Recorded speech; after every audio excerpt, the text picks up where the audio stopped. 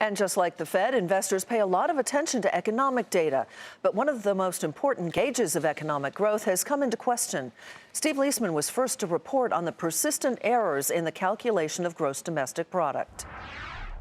Instead of calling it gross domestic product, call it gross domestic problems.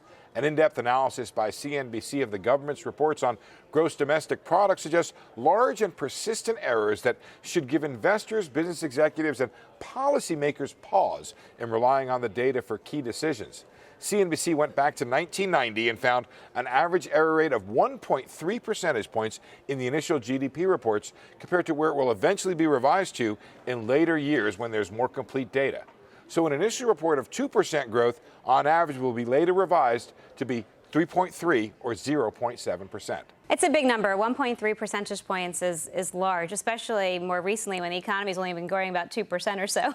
So you're talking about a big chunk of that overall GDP number. The research does not show any systematic overstatement or understatement of growth.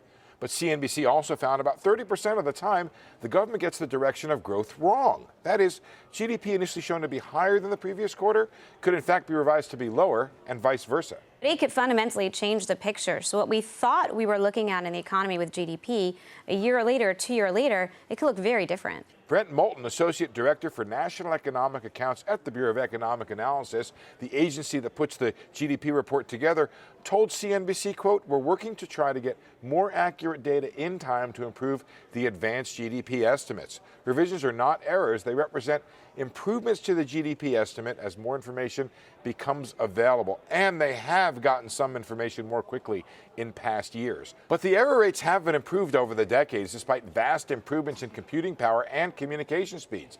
The size of the revisions from 2008 to 2013 is the same as those from 1990 to 1995.